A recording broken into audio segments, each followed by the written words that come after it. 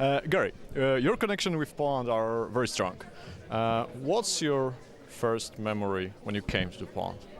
Well, I've been to Poland a few times now. My grandmother was Polish and my wife was born in Warszawa.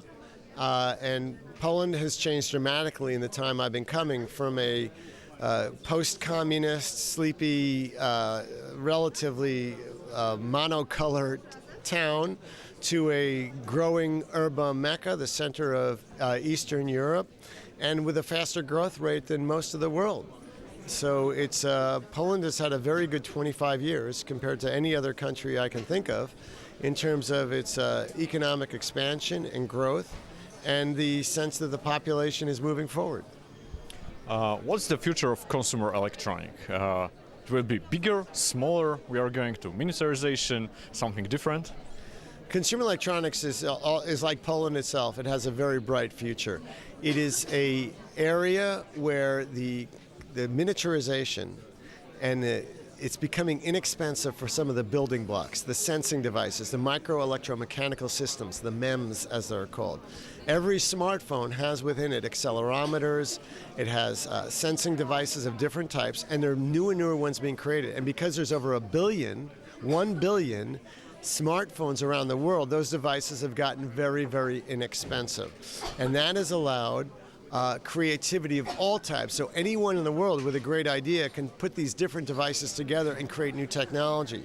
So in the audio, video, information technology, automobile electronics, healthcare world, these products are coming together and they're increasingly solving the biggest problems in the world, in agriculture, in food supply, in water, in medicine, in health, in everything. The biggest world's problems today will be solved by consumer electronics in the next 25 years.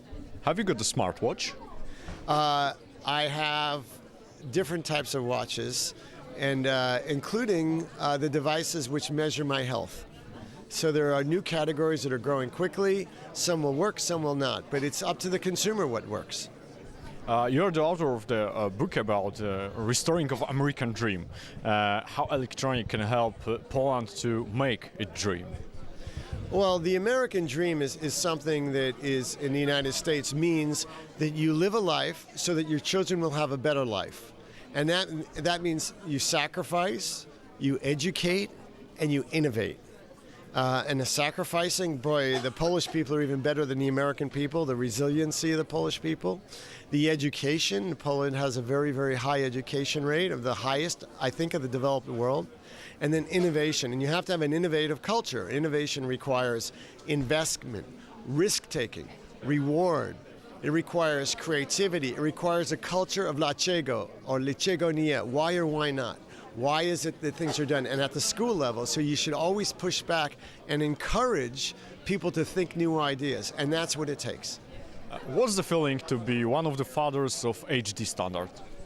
I am very proud of high-definition television. I am so proud. I tell my wife I'd like my tombstone to be 16:9 aspect ratio, because we fought very hard for a very important standard, and it succeeded way beyond what we expected. And now we're moving on to the next generation, 4D ultra high definition, 4K ultra high definition, and 4K ultra HD will be magnificent, 4 times the quality of high definition, and that too will be very successful. Only will be thinner and lighter and prevalent, so it'll be wall television. In Poland now we celebrate 25th anniversary of free election. I'm asking this question all my prelegents. Where were you in summer 1989 and what were you doing then? In the summer of 1989 I was in school and I was working at a consulting law firm, and I was actually, that's not true. I'm sorry. Okay, we can repeat. So where were you in 1989? 1989, I was in working for the trade association I now work for, and I was about to become in charge of it, which I became in 1991. So I was very much focused on Washington, D.C., but at the same time I was in touch with people who were very excited about what was happening in Poland, and they were trying to help plan for a new constitution and the type of democracy we would hope that we have in the United States would transplant to Poland. And it was a very engaging conversation I would have with my lawyer friends. And what you will be doing in next 25 years? Hopefully I'll be growing in my mind, not losing and shrinking in it. But I have two young children, a 2-year-old and a 6-year-old, and I hope that they will be here in Poland because they both speak Polish. My 6-year-old comes to Poland every year and is fluent in Polish, and he will be perhaps living here or spending time here. Okay, thank you very much.